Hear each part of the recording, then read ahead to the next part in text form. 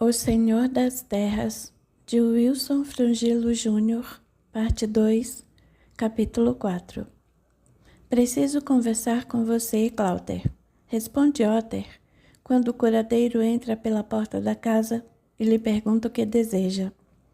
Cláuter entra e entrega 2 sacos de ervas para Loli, instruindo-a sobre o que fazer com elas. Na verdade, fala com a mulher, utilizando-se de termos e palavreados que escapam ao entendimento do visitante, dispensando em seguida. Loli, por sua vez, sente grande alívio com a chegada de seu amo, pois estava um tanto encabulada com a conversa de Otter, apesar de ter gostado dos elogios que recebera, e arriscando uma olhada para ele, sai rapidamente da casa para atender às instruções de Cláuter. Muito bem, Otter. O que deseja? Está sentindo alguma coisa? Está doente? Não. Apenas preciso ter uma conversa franca com você, relatar-lhe algumas coisas e, ao mesmo tempo, dar-lhe alguns conselhos. Conselhos? Pergunta o curandeiro, sentando-se pesadamente do outro lado da mesa, bem defronte a Otter. Cláuter é um homem bastante rude nos gestos, mas de muita inteligência e sabedoria, o que poderia muito bem passar despercebido àqueles que não o conhecem, mas parece um guerreiro do que um curandeiro, tendo em vista o corpanzil que ostenta. Porém, prestando-se um pouco de atenção à sua fisionomia, principalmente no seu olhar, em cima por grossas sobrancelhas grisalhas, consegue-se perceber um quê de bondade e de amor para com as pessoas, mesmo quando as arqueia em direção ao centro dos olhos, em sinal de atenção ao interlocutor ou de preocupação para com algum fato. Possui grossas barbas e bigodes, também grisalhos, e uma calvície bastante acentuada no cimo da cabeça, cercada abaixo por respeitáveis mechas de cabelos prateados que partem das têmporas em direção à parte posterior do crânio. Sim, é que bem, fale, homem, o que Alpheus está querendo desta vez? Otter fica um tanto desconcertado. Cláuter havia adivinhado que é o assunto sobre Alpheus e ele não pretendia entrar na questão, assim tão abruptamente. Suas chances de preâmbulos haviam sido cortadas. Mas que diabos, pensa? Como é que ele descobriu que o motivo de minha vinda até aqui tem ligação com Alpheus? Cláuter percebe a hesitação e o constrangimento de Otter e resolve deixá-lo à vontade, interrompendo o silêncio com um convite para uma caneca de cerveja, o que o homem aceita prontamente, tentando ganhar tempo para pensar em como iniciar a conversa. Durante toda a travessia com a balsa, Otter havia ensaiado algumas palavras e frases, porém agora, na presença do curandeiro, já nem se lembra mais. Cláuter enche 2 canecas de cerveja de cevada e chama por Loli, que imediatamente irrompe o cômodo, parecendo ter ficado à espera de ser solicitada. Loli, por favor, sirva-nos uma porção de fungão.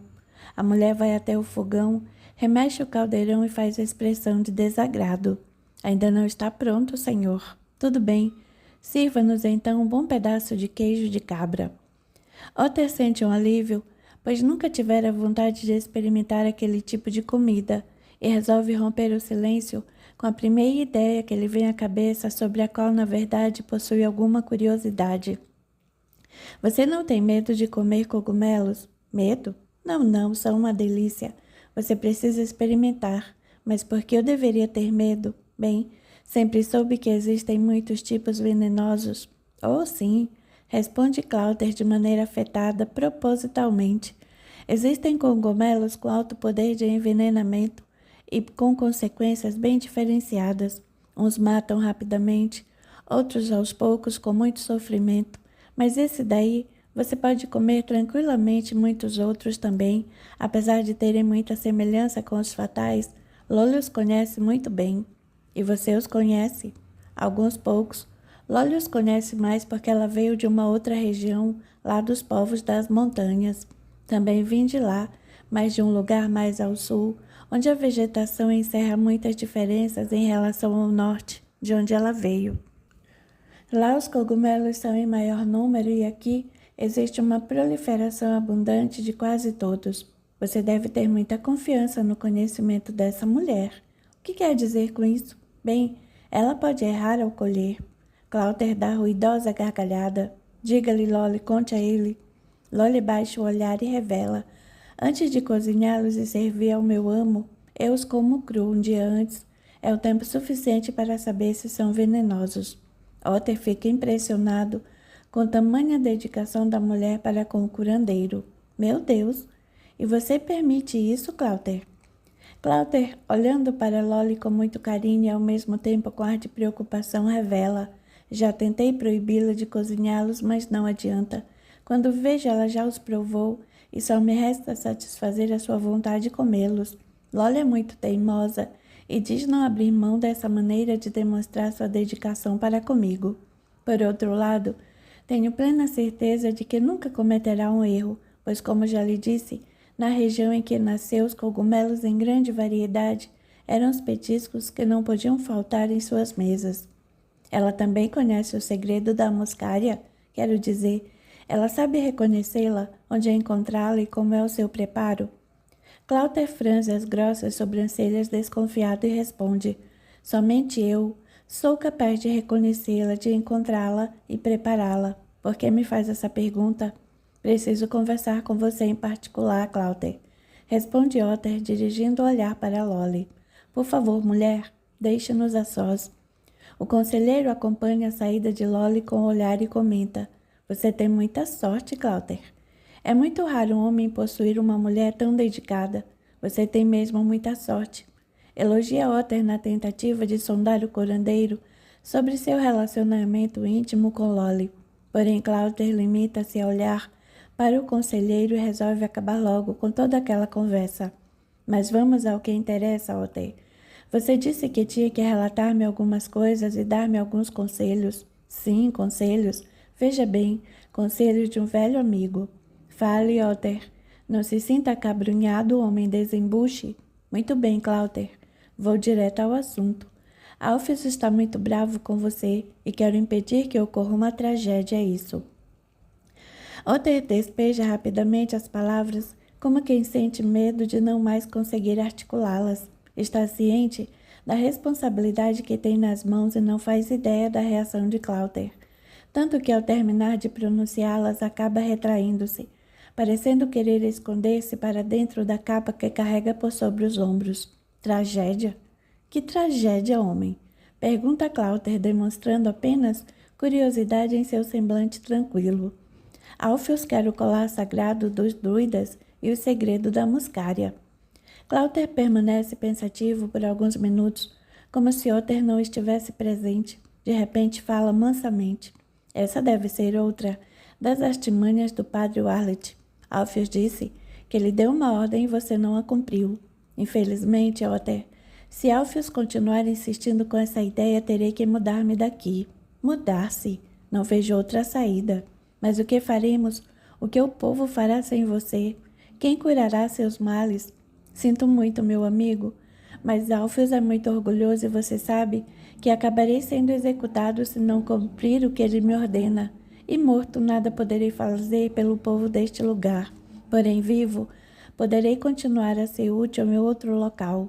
Mas por que você não obedece à vontade de Alpheus? Nunca, Otter. No que diz respeito ao colar sagrado, não posso permitir que ninguém o toque. Ele pertence à tradição celta, e somente os druidas legítimos podem se utilizar dele. Quanto à muscária, imagino o mal que ela poderá representar nas mãos de Alpheus. Mas Alpheus já possuiu outros venenos poderosíssimos. Não como a muscária, responde Cláudia, percebendo que Otter está fazendo-se de desentendido. Esse cogumelo tem um alto poder de envenenamento. E o mais importante é que ele não deixa vestígios, ou melhor, a pessoa envenenada não parece estar morrendo por envenenamento. Ela começa a sentir um grande desconforto nos intestinos, seguido de grande torpor, sonolência, perda em seguida dos sentidos e morre por asfixia, sem nenhum sangramento e sem nenhum inchaço. Mas não deixa de ser apenas mais um veneno e Alpheus nem precisaria disso se quisesse condenar alguém à morte. Sim, mas imagino que seu maior interesse é por causa das outras propriedades da muscária. Como assim? Ora, Otter, Você sabe muito bem que, sabendo prepará-la convenientemente em dosagens corretas, ele não causará a morte de quem a tomar, mas sim profundas alucinações e visões do futuro. E é isso que Alpheus e Wallace querem. Mas Alpheus terá coragem de tomar. Terá quando tiver certeza de que ela estará preparada corretamente. E como ele terá certeza disso? Testando-a em cobaias humanas até conseguir atingir a dosagem certa.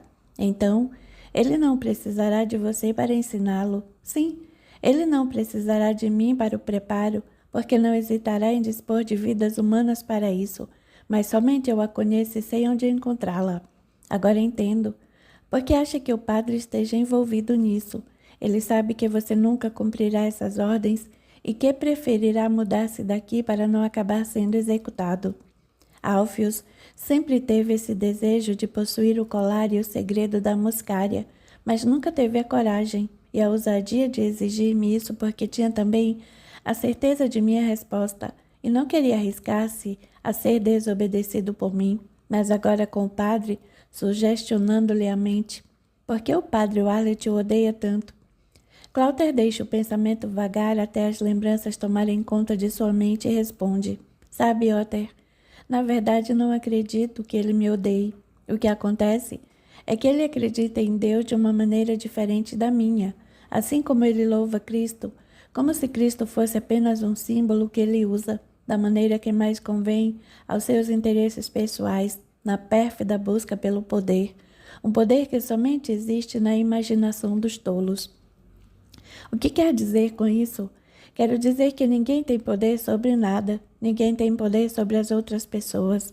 Como ninguém tem poder sobre as outras pessoas, Alpheus detém um grande poder, inclusive o da vida e o da morte. Você sabe que ele tem o poder de mandar executar quem ele quiser, e por isso todos o obedecem. É o poder do medo. E você acha que isso é poder?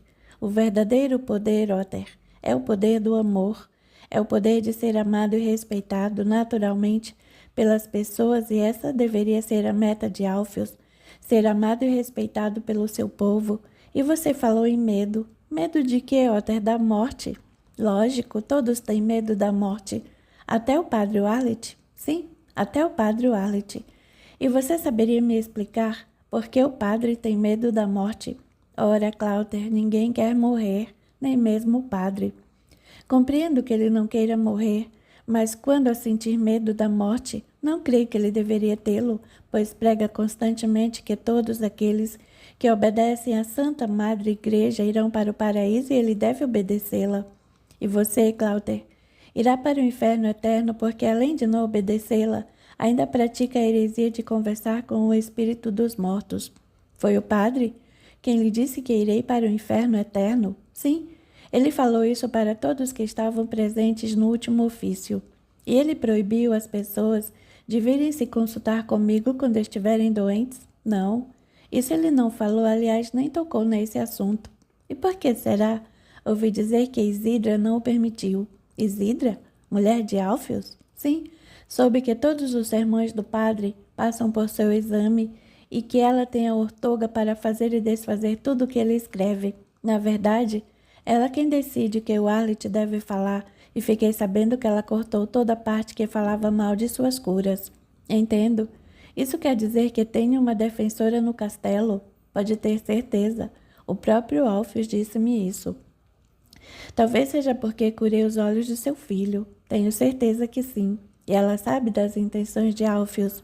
Creio que não, Glauter. Alpheus não deve lhe confiar nada a respeito de suas decisões. Ela tem alguma influência sobre ele? Não sei. Acredito que tenha. E você quer mesmo me ajudar? Se eu puder fazer alguma coisa, pode sim. O que terei que fazer? Cláudia pensa um pouco e arrisca. Será que você não consegue fazer com que Isidra fique sabendo de tudo o que está acontecendo? Não será difícil. Talvez perigoso para mim se Alpheus descobrir, mas pedirei segredo a ela, tenho certeza de que concordará.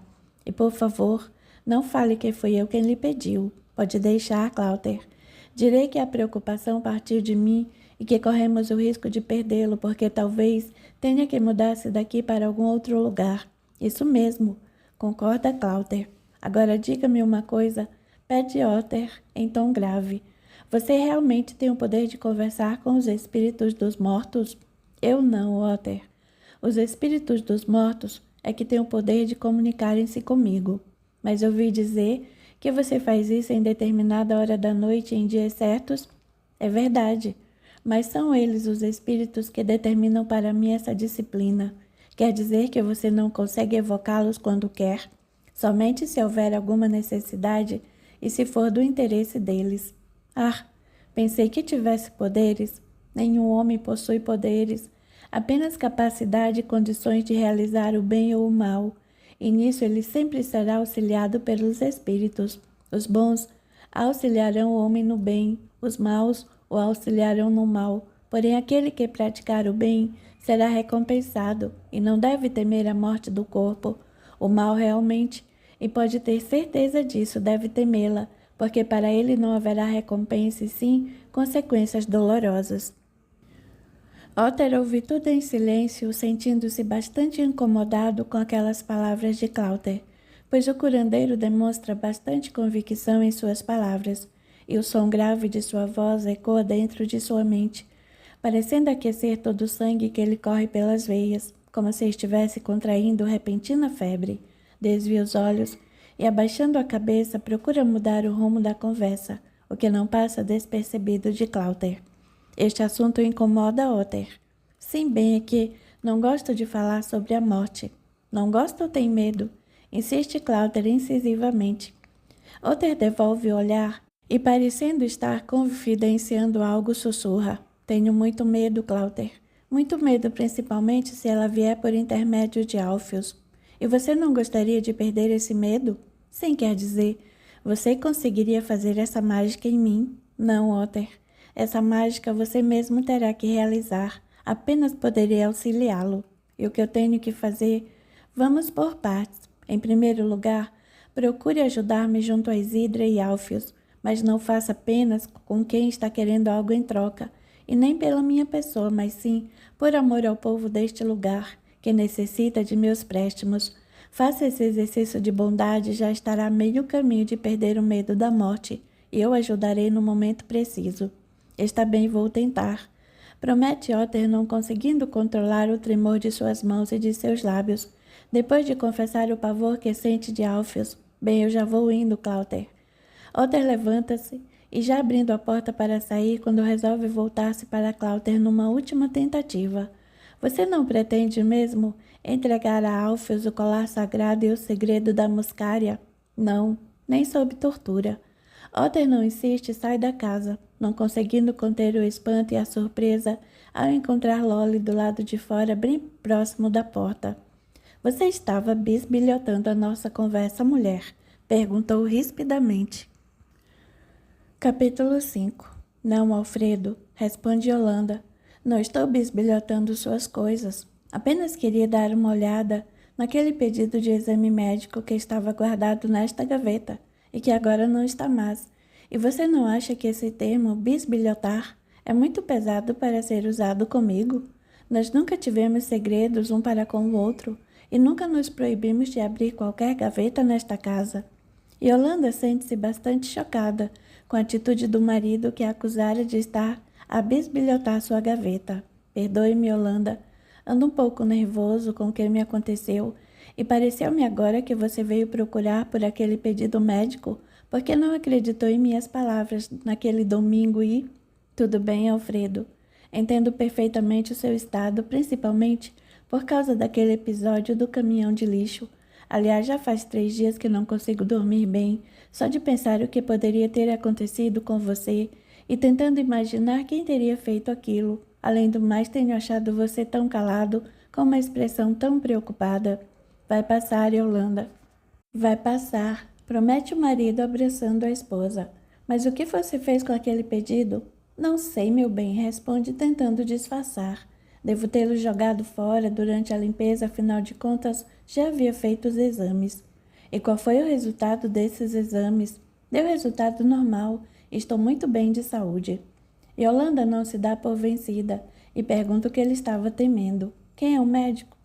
Alfredo sente um ligeiro desconforto em ter que continuar mentindo para a esposa, mas acha que ainda não é o momento propício para contar-lhe toda a verdade sobre a sua doença e o que ela lhe reserva. Você não o conhece, meu bem. Mas qual o seu nome? Nome de quem? Do médico Alfredo. De quem mais poderia ser? Ah, sim, do médico. Sabe que nem me lembro direito? É um tal de doutor Fernando. Fernando realmente não me lembro. E Yolanda tem mais uma vez a intuição de que o marido está tentando enganá-la. Você não se lembra do nome do médico? Mas como você consulta um médico que nem conhece? Poderia ter ido ao Dr. Santini, que é o médico a quem sempre recorremos quando precisamos. Sim, sim, mas é que decidi consultar o mesmo que os meus amigos procuraram. Yolanda decide então, mais uma vez, não insistir sobre o assunto, pois percebe o mal-estar que esse verdadeiro interrogatório está causando a Alfredo, decidindo encontrar depois uma outra forma de investigar. Bom dia, Otávio. Cumprimenta Alfredo ao chegar ao escritório de sua empresa matriz, que é de onde ele administra suas filiais espalhadas pela capital. Por favor, venha até minha sala. Preciso conversar com você. Susana ordena a seguir para sua secretária, que se encontra na sala de espera contígua à sua. Não quero ser interrompido por ninguém, nem mesmo por meu filho Carlinhos. E também não estou para telefonema algum. Entre, Otávio. Alfredo fecha a porta e, diferentemente do que sempre faz quando atende seus funcionários, sentando-se à sua mesa de trabalho, senta-se numa poltrona, num dos cantos da sala, e convida Otávio a sentar-se no sofá maior à sua frente. Otávio, na verdade, significa para Alfredo mais que um funcionário, pois o acompanha desde os tempos da escola primária, passando juntos todas as fases da infância, da adolescência, até Alfredo herdar muitos bens de seu falecido pai e construir, sempre acompanhado do amigo, a enorme rede empresarial. Otávio é seu braço direito e verdadeiro conselheiro. Até Carlinhos e Camilo o chamam de tio, tamanha a amizade que reina entre as duas famílias. E nesse momento, Otávio não pode deixar de perceber que algo de muito grave deve estar acontecendo, pois percebe certa angústia na fisionomia de Alfredo. Este, por sua vez, sentado à frente do amigo, fica por alguns momentos a olhá-lo, como se estivesse decidindo como iniciar a conversa. Fale, Alfredo. Otávio tenta encorajá-lo. Sei que tem algo a me dizer e seja o que for, estarei como sempre pronto a ajudá-lo. Obrigado, meu amigo. Realmente você sempre foi mais que um irmão para mim e sei estar sempre disposto a me auxiliar. E é por isso que quero falar com você, apesar de não saber se desta vez poderá fazer alguma coisa.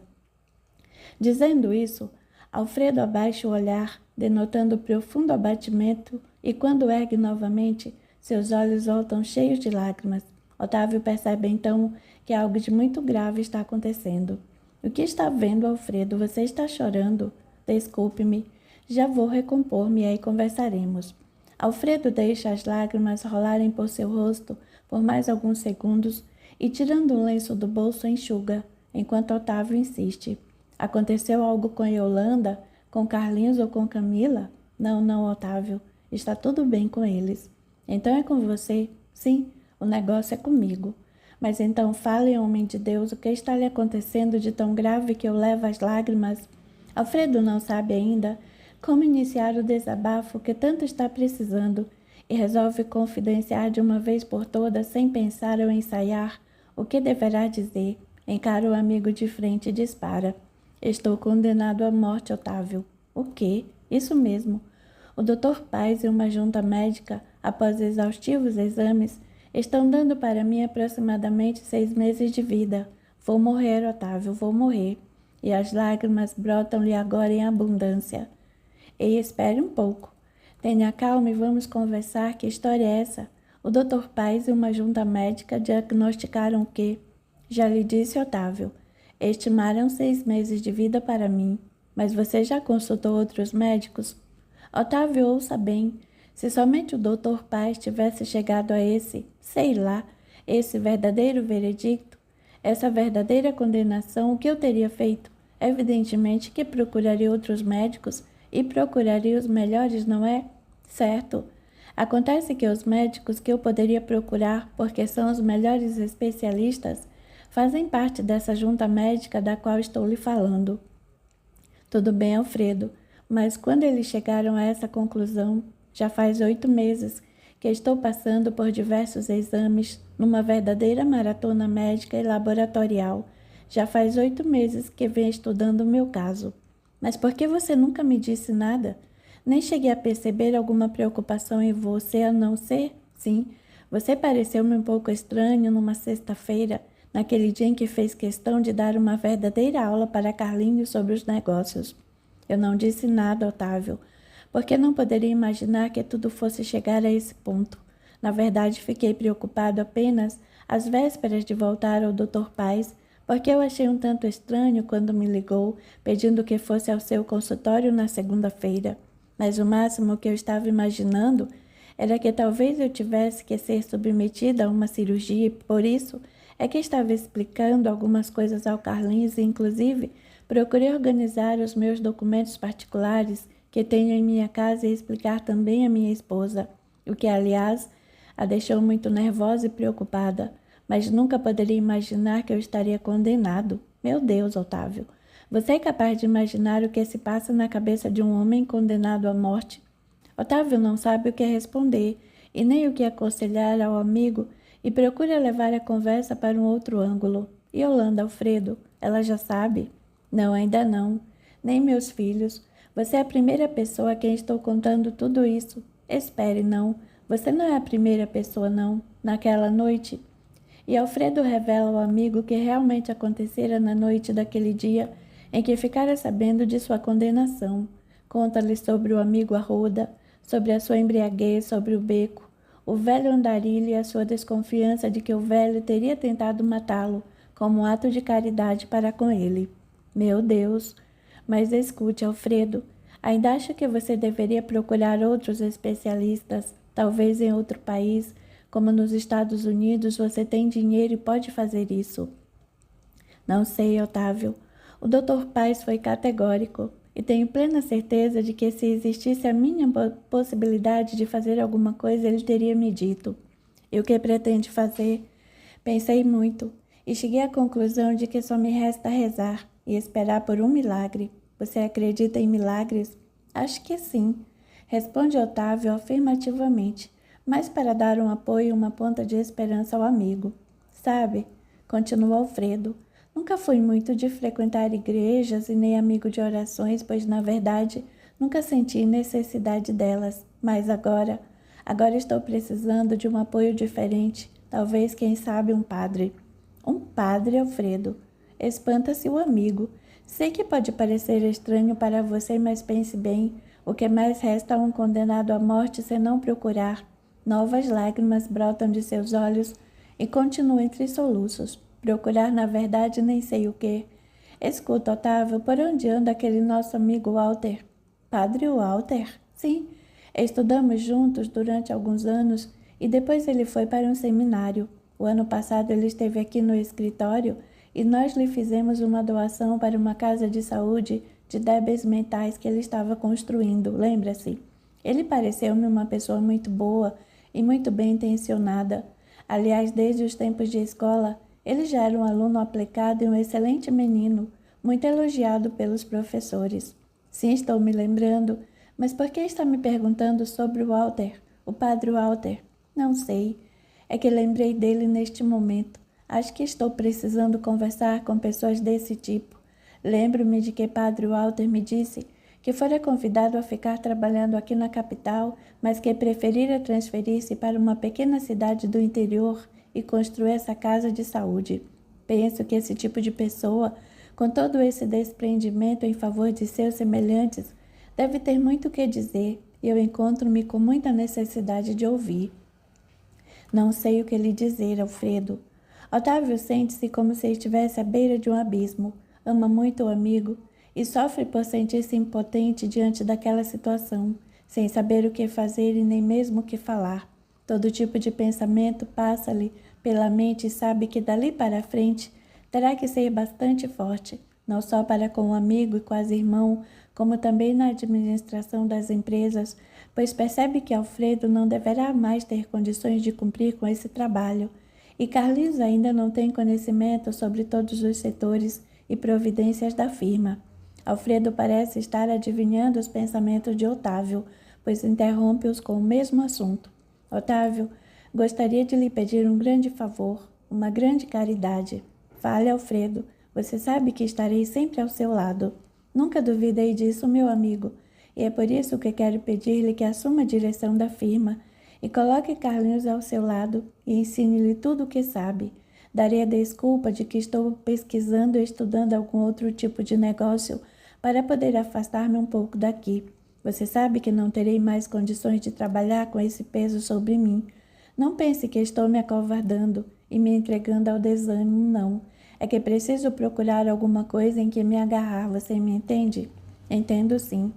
Nesse momento, os dois homens não conseguem se conter e, levantando-se, abraçam-se fortemente, não contendo as lágrimas que rolam abundantes naquele convulsivo choro de dor.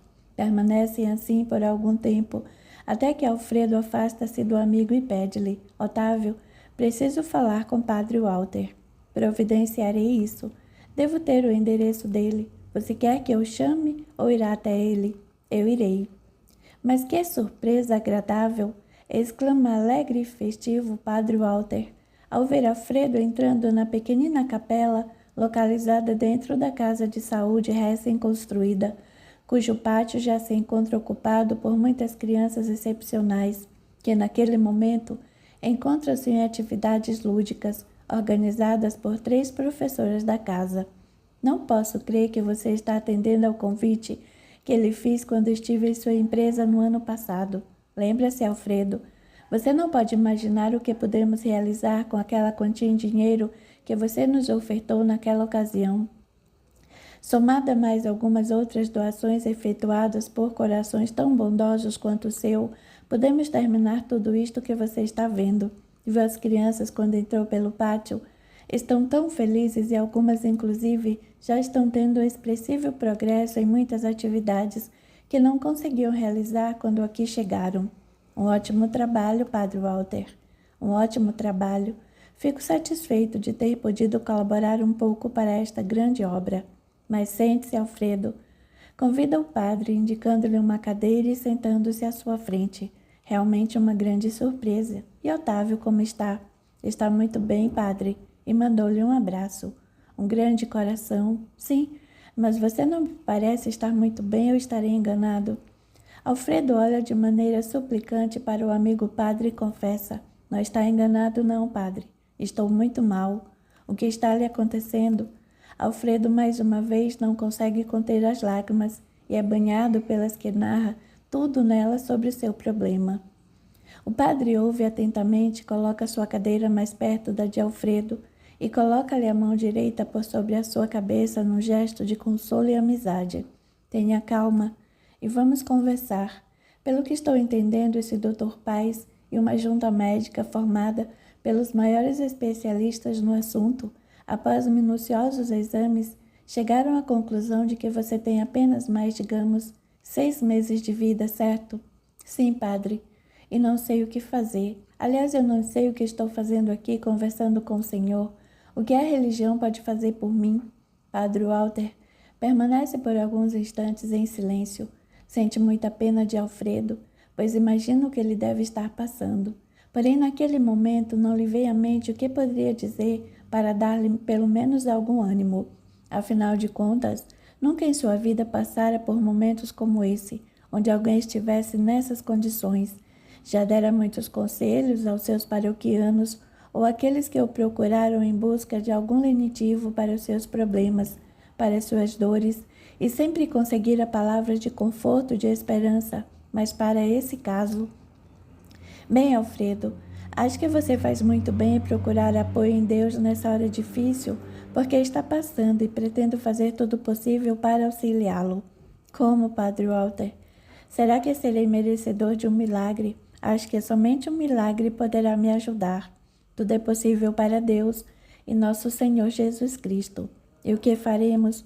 Em primeiro lugar, devemos orar bastante.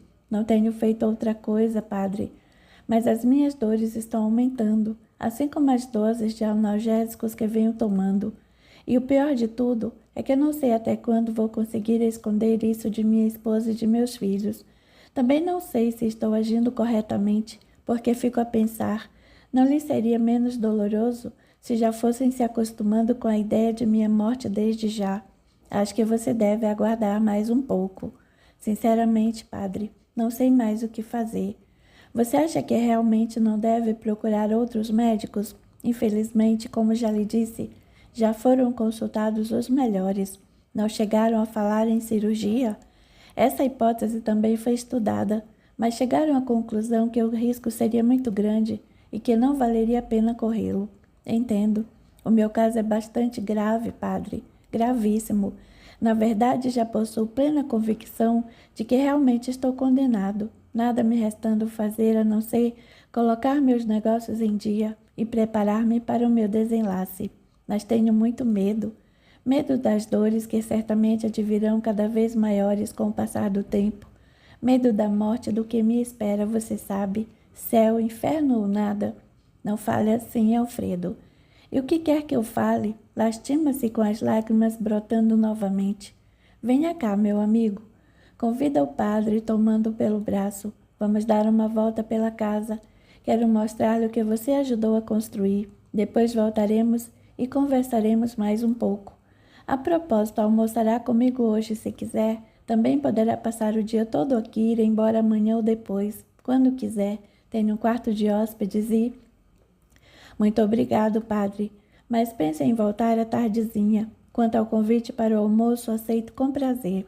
Percorreram, então, todas as dependências, e o padre faz questão de explicar todos os detalhes da construção e o trabalho que estão realizando com as crianças excepcionais, na tentativa de fazê-las progredir o máximo possível, para talvez um dia reintegrarem-se na sociedade. É algum tipo de trabalho que lhes seja possível realizar e sentirem-se úteis. Como já lhe disse, esta é sem dúvida uma grande obra. Também acredito que o trabalho é a melhor maneira de desenvolvê-las, pelo menos até os seus limites, e fazê-las mais felizes. E assim, passaram toda a manhã, com o padre Walter procurando abordar os mais diversos assuntos, na tentativa de distrair e acalmar um pouco o amigo. Depois almoçaram juntos e retornam à capela. Bem, padre, quando interrompemos a nossa conversa aqui nesta capela para caminharmos um pouco, eu estava falando sobre minha dúvida com respeito ao céu, o inferno ou nada. Sim, o que o senhor pode dizer-me a esse respeito? Padre Walter pensa um pouco, olha para o amigo e procura responder a sua pergunta. Bem, Alfredo, essa é uma pergunta um tanto quanto complexa. Veja bem, nós cremos que o homem, ao morrer, terá sua alma liberta do corpo e que, de acordo com seus atos, terá uma recompensa ou castigo. Porém, não sabemos ao certo como isso se dá. O que posso dizer a você, com toda certeza, é de que nós temos que acreditar na justiça de Deus, seja ela como for, porque senão, de que adiantaria o homem ser bom e agir corretamente aqui na terra, não é mesmo? Mas o Senhor acredita que a vida não termina com a morte? Acredito piamente. Inclusive, li um livro escrito por um médico ilustre norte-americano, onde são relatados diversos casos de pessoas que tiveram uma morte clínica por algum lapso de tempo e que retornaram à vida. Essas pessoas disseram ter tido a sensação de estarem flutuando e sentindo uma grande paz, como se estivessem diante da presença de um ser muito bondoso, todo luz e amor, e algumas não sentiram vontade alguma de retornar ao corpo físico. Isso seria o céu?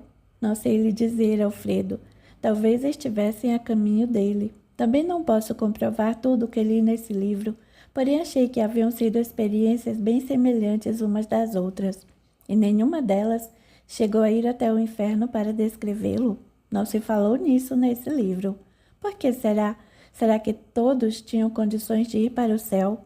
Penso que outros já tenham tido esse tipo de experiência, mas acredito que nesses casos não se recordam, talvez por um bloqueio na memória. Afinal de contas, essa experiência, se houver, deve ter sido muito traumatizante. Alfredo começa então a rir nervosamente, pois percebe o teor da conversa que estão tendo. Quando pensa, imaginaria estar tendo um dia essa preocupação com a morte, ele que ama tanto a vida. O que foi, meu amigo? Pergunta-lhe o padre diante dessa sua reação. Nada não, padre Walter. Não estou rindo do senhor. Apenas não me conformo de estarmos tendo esse tipo de conversa, como se estivéssemos discutindo uma viagem turística. Sabe, Alfredo, penso que todo homem deveria estar preparado para essa viagem que não marca dia e nem hora. Confesso que estou com muito medo e não sei o que fazer. Padre Walter abaixa a cabeça e fica em silêncio. Sente-se mais uma vez inútil, sem mais nada a dizer para consolar o amigo, e uma grande frustração lhe percorre o íntimo. Alfredo percebe a sua situação e resolve despedir-se.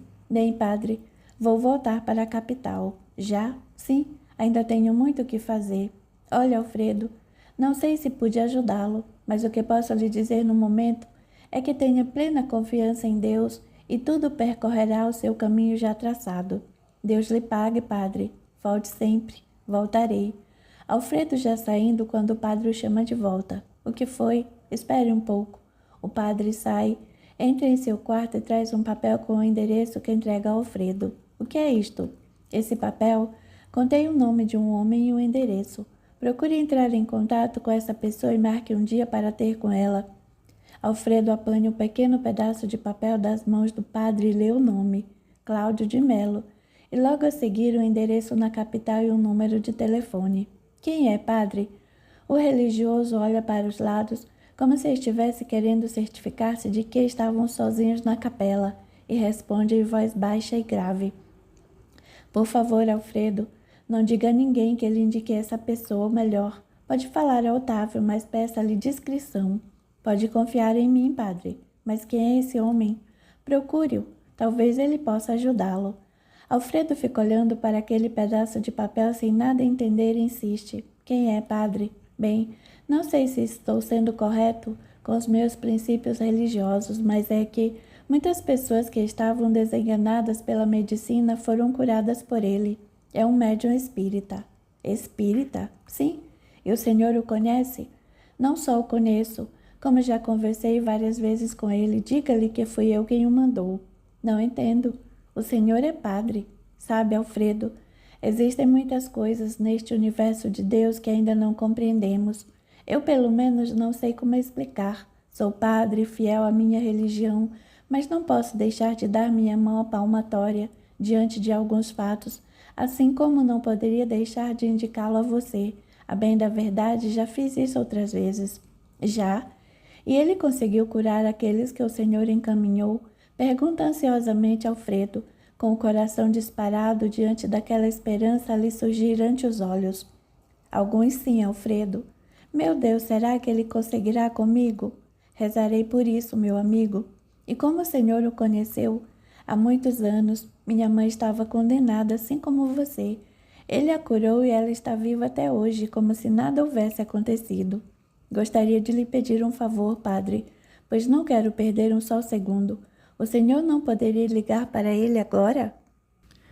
Capítulo 6. Definitivamente não irei falar com ele, responde o padre Warlet ao pedido de Otter.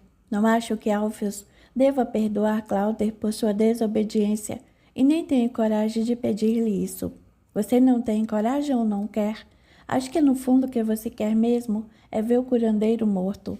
Por favor, Otter, não tire conclusões precipitadas.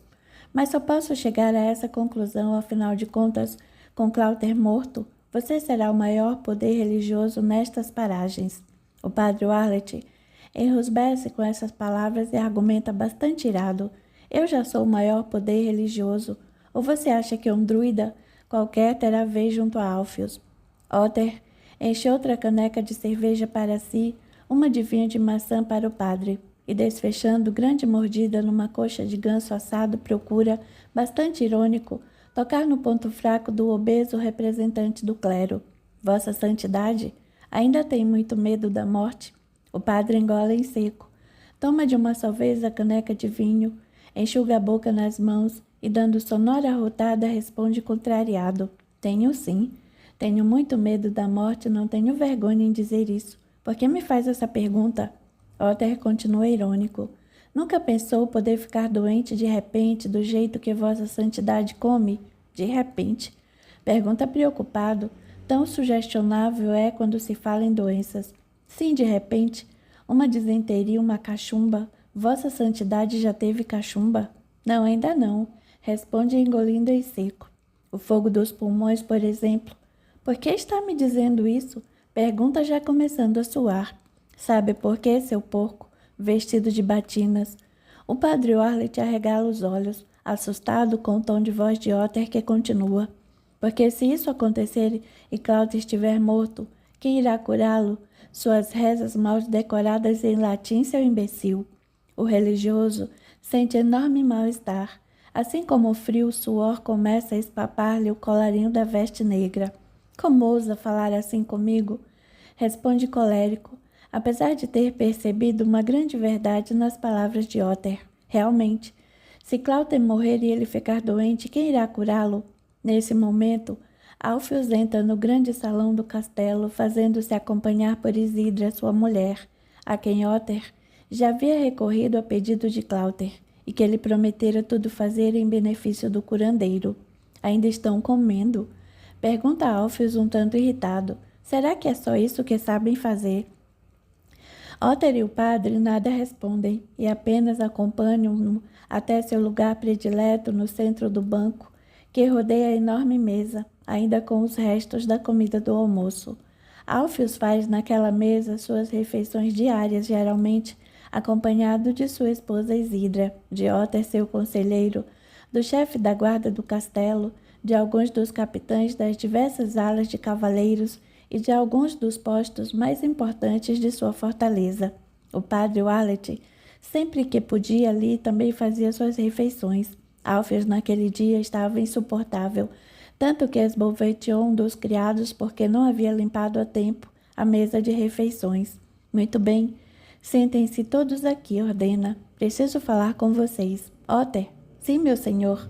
Você já conseguiu convencer aquele patife do Cláudio? Otter, apesar de já ter ensaiado uma desculpa, não consegue expressá-la, pois Alfios está por demais nervoso e resolve então falar a verdade. Ainda não, meu senhor.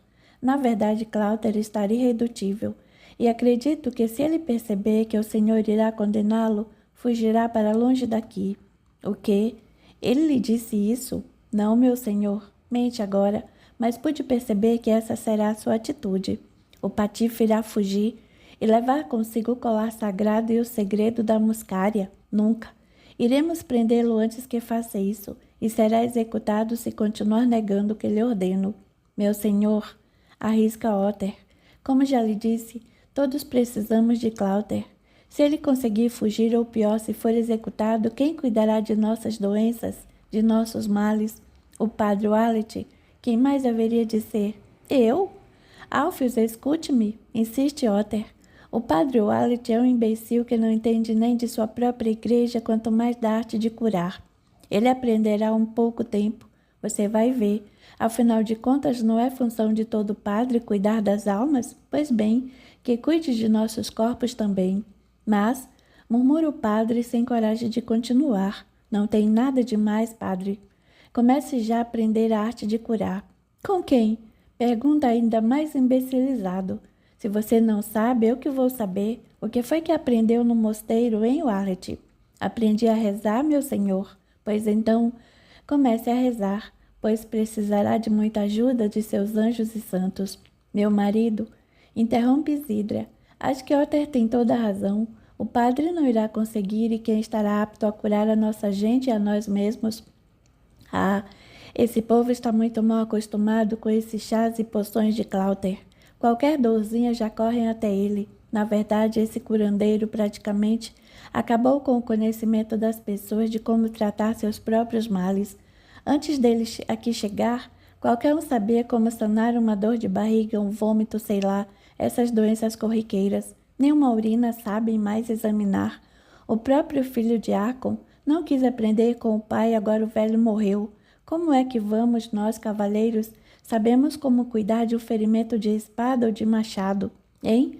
Pois o povo vai ter que aprender tudo de novo se Cláudio não me obedecer, porque o executarei no mais fétido dos calabouços.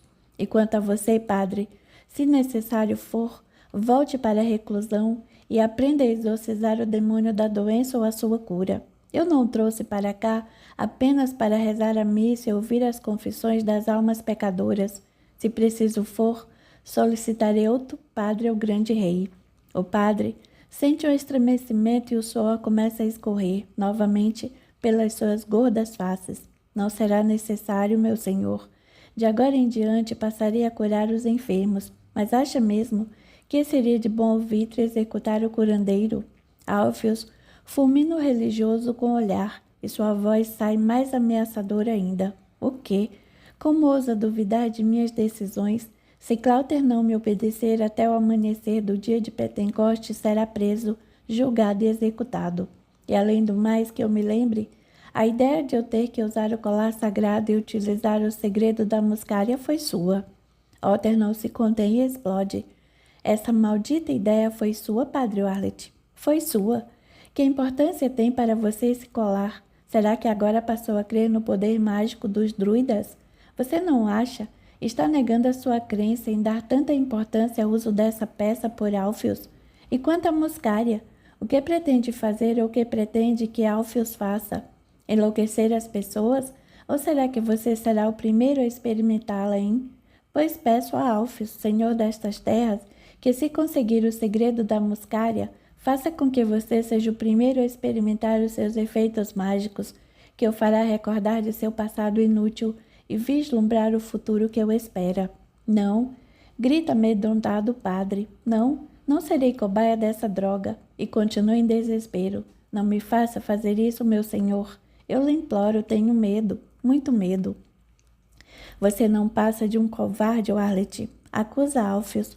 Pois então vou lhe dizer uma coisa. Dê um jeito de Cláuter me entregar o colar sagrado e ensinar-me o segredo da muscária, ou então, quando conseguir colocar as mãos naquele fungão, você será o primeiro a provar seus poderes.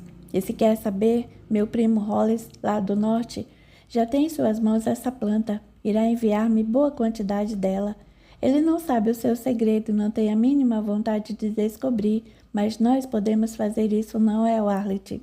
Faremos uma verdadeira fila de cobaias e você será a primeira, já que tem tanta vontade. Maldito Otter! Se isso acontecer, eu o excomungarei para sempre e derreterá no fogo do inferno maldito. Otter solta enorme gargalhada e retruca. Nos encontraremos lá, meu amigo. Nesse momento, Isidra, que até então mantivera-se em silêncio, dirige-se a Alfios, fingindo desconhecer o fato, apesar de Otter já ter pedido a ela que intervenha em favor de Cláuter. Meu senhor e marido, por favor, não estou entendendo bem o que está acontecendo. Você está falando em executar o curandeiro? Alfios dirige o olhar, agora mansamente, para a esposa e lhe responde: sim, Isidra. Infelizmente não terei outra alternativa se ele não me obedecer. Esse acontecimento já ultrapassou as paredes deste castelo e o povo já está sabendo de tudo. Se não cumprir com a minha palavra, ficarei desmoralizado. Mas Alfios, ele curou os olhos de nosso filho. Entendo perfeitamente que ele tem que obedecer suas ordens.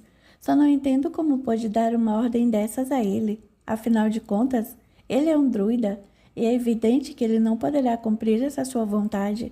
Sua fidelidade ao colar é para ele algo muito mais sagrado do que tudo o que existe na terra. Ele não cumprirá essa sua ordem. E para que você deseja possuir o segredo da muscária, sabe também que, por princípio, ele não revelará o que pretende fazer com esse fungão maldito. Alfios coça a cabeça, meio atordoado com toda aquela conversa, e percebe que realmente estava numa grande enrascada. Não podia de maneira alguma voltar atrás com sua palavra e, por outro lado, pensava nas consequências disso. O povo ficaria muito insatisfeito com essa atitude e percebia que Isidra, sua amada esposa, além de não o apoiar, parecia decepcionada com essa ordem que dera a Cláuter. Mas também não podia desistir do colar sagrado e principalmente da muscária. Warlet lhe garantira que com o seu chá devidamente preparado, ele poderia ver o futuro e com isso, evidentemente, teria todos os reinos aos seus pés. O que fazer, pensa, e faltam apenas 10 dias para o Pentecostes. Maldição! Mantém-se mais alguns momentos pensativo e não vê outra saída a não ser a de manter a sua palavra e dirige-se à mulher. Isidra, minha querida esposa, talvez eu tenha errado, mas como já disse, não posso mais voltar atrás. Ou Cláuter cumpre minhas ordens, ou será preso e executado. Todos permanecem em silêncio, até que, para alívio de Alfios, o chefe da guarda entra no aposento, para avisá-lo de que seu cavalo, assim como todos os homens, já estão no pátio, preparados para a caçada, e rapidamente deixa o ambiente. O padre, com receio de ficar ali sozinho com Otter e Isidra, sai também, seguindo Alfios de perto. Foi tudo ideia desse maldito padre, minha senhora. Revolta-se Otter. A senhora viu e ouviu tudo. Sim, Otter, mas agora realmente a única saída será a fuga de Cláuter, porque não creio que ele obedecerá às ordens de Alfios. Minha senhora pretende auxiliá-lo. Farei o que for necessário, mas Alfios não pode saber. Claro. Otter, faça tudo o que for preciso e eu ajudarei no que precisar. Não posso deixar de socorrer aquele que curou meu filho. A senhora é muito justa e estarei sempre ao seu dispor. Sei disso, Otter, sei disso. Mas agora gostaria que fosse ter com Cláuter e lhe contasse tudo. Meu Deus, faltam apenas 10 dias para o Pentecostes. Vá, Otter, mas muito cuidado. Terei, minha senhora. Cláuter, Cláuter, chama Lolly, correndo pela floresta em busca de seu amo, dirigindo-se para uma clareira, onde o curandeiro costuma cultivar algumas espécies de ervas rasteiras. Lá chegando, vê apenas o seu alforge e sua capa de couro de gamo. Olha em derredor e nada vê. Apura então os ouvidos e consegue ouvir um pequeno ruído de folhas na parte mais densa da floresta e para lá caminha em silêncio. Penetra cerca de uns 10 metros e por entre algumas árvores vê Cláuter erguendo algo que brilha em suas mãos. É o colar sagrado. Pensa consigo mesma. Será que é aqui que ele o esconde? E continua a observá-lo. Cláuter embrulha então o colar feito de ouro maciço de forma circular, aberto de um lado, e em cujas extremidades encontram-se esculpidas 2 formas ou mofas, mais parecendo 2 cabeças de bode, com pequenos chifres retos e arredondados. Lolly tivera poucas oportunidades de ver aquele colar que parecia magnetizá-la. Tamanha era para ela sua beleza e brilho, tocá-lo nem pensar. Nenhum colar sagrado dos druidas poderia ser tocado por outras pessoas, a não ser pelo próprio detentor de seus poderes, e Cláuter, por sua vez, limitava-se a colocá-lo em seu próprio pescoço, em condições e datas muito especiais. Nisso Lolly percebe que seu amo coloca, embrulhado numa peça de couro de javali, na cavidade de um tronco de madeira, que preso na extremidade de um cipó, é erguido até o alto de enorme carvalho. Então é aqui que ele o esconde. Pensa a mulher amedrontada, pois não quer que Cláuter descubra que ela o está espionando. Então, bem devagarinho e com muito cuidado, Lolly volta sobre os seus passos e, chegando novamente na clareira, começa a chamá-lo.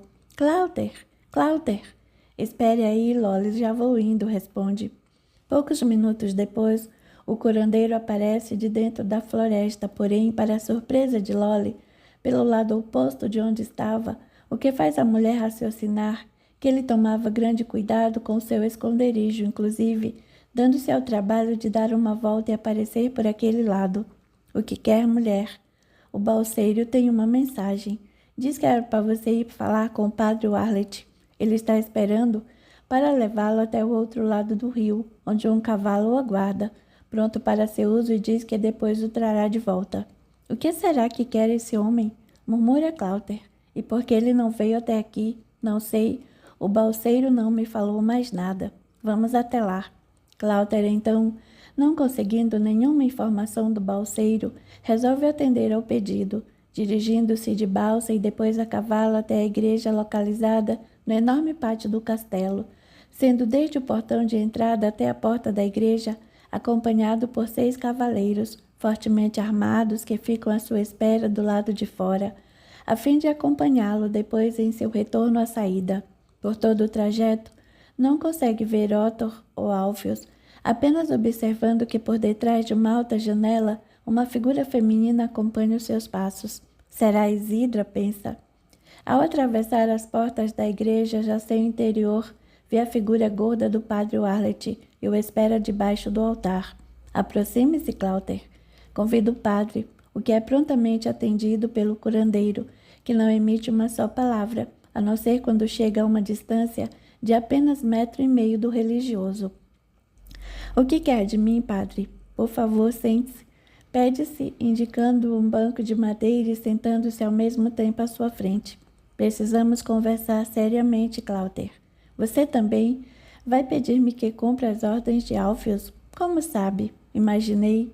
O padre pigarreia, coloca uma expressão grave em seu rosto e resolve ir direto ao assunto. É sobre isso mesmo que quero lhe falar. E vai perder o seu tempo e o meu.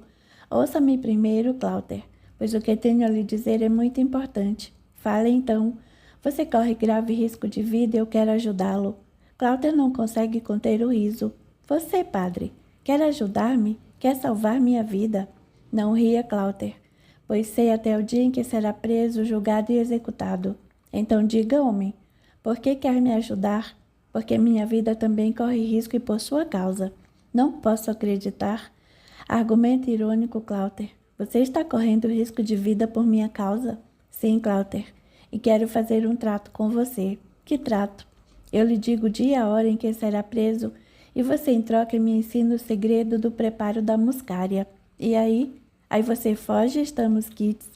E de que adiantaria ensinar a você o segredo do preparo da muscária se você não a tem nem é capaz de conhecer? Acontece que você não é o único conhecedor dessa planta e um primo de Alfios lá do norte, de nome Hollis, já está enviando para ele. E esse tal de Hollis conhece a maneira de prepará-la? Não, e nem se interessa, porque não acredita que ela possa revelar o futuro, somente a utiliza como poderoso veneno. Por falar nisso, para um pouco para pensar e continua. Você sabe que ela revela o passado e o futuro? Por acaso já experimentou?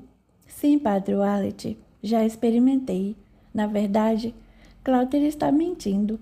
Sempre acreditou que o chá de muscária, preparado como havia aprendido, poderia revelar o passado e o futuro, mas nunca se atreveu a experimentar, porque nunca teve coragem de ingressar nas fronteiras do tempo, e também porque não achava correto fazer isso.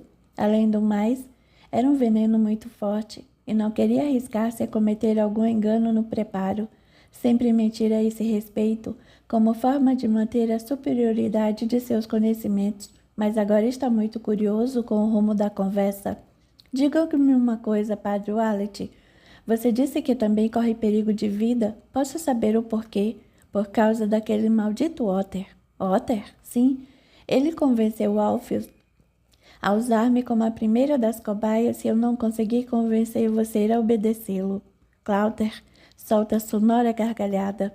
Otter, Otter, estou começando a gostar de você. Não ria, Cláuter.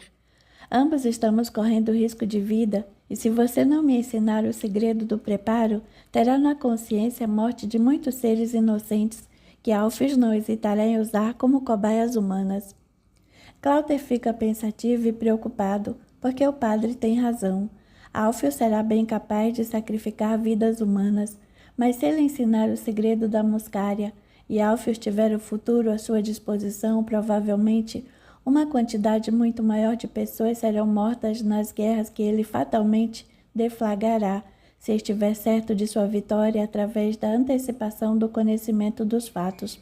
Nesse momento, entra Otter, que ficara sabendo da presença de Cláuter na igreja. Cláuter, cumprimento, o que faz aqui?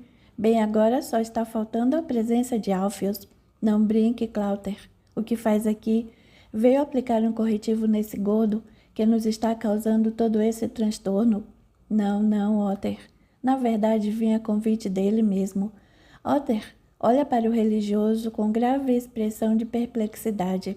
Não precisa olhar para mim dessa maneira, Otter.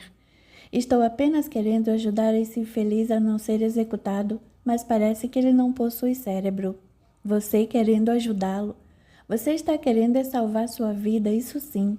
Sabe, Otter, brinca Cláuter, mas com expressão bastante séria, que não me importaria em morrer só para divertir-me, espírito é lógico, com o momento do padre ingerir o chá da muscária.